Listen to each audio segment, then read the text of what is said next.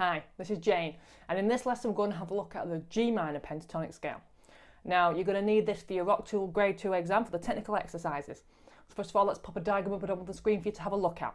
Okay, now you can see from this that we're going to start with a G note, go from the lowest G note to the highest G note, and that G note, the lowest one, starts at the 3rd fret, okay, on that 6th string, and we have no notes that are any lower frets, okay, so we're going to play this in 3rd position, which means your first finger is going to be at that 3rd fret, and we work everything else off that, okay. So let's work our way through this scale. We're going to start with our G at the 3rd fret on that 6th string using our first finger, okay. The next note is a B flat note, which is at the 6th fret, so we can stretch our pinky to that note.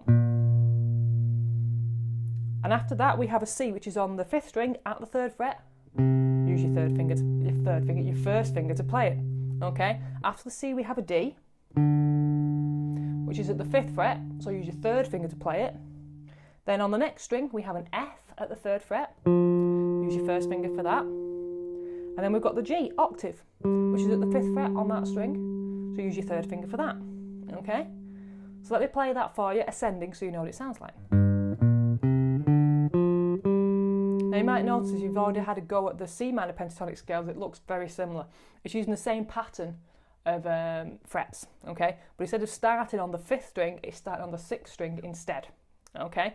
Now what I'll do now is I'll play that ascending and descending, because that's what you have to do in the exam.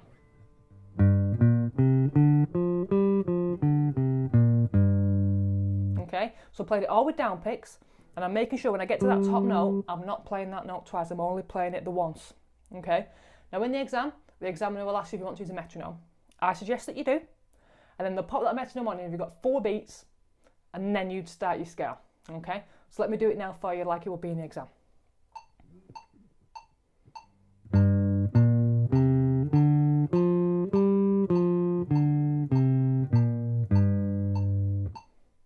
Okay, so I'm making sure it's nice and even, the metronome helps me with that.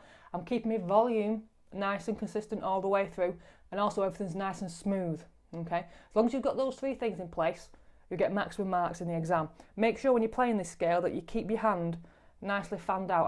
I kind of call it a claw, hovering over the frets that they're going to be needing. If you keep your fingers too far away, you're more likely to miss the string as you're going for it in the exam, okay? So as long as you keep it nice and smooth, even tempo and even volume, you'll get maximum marks.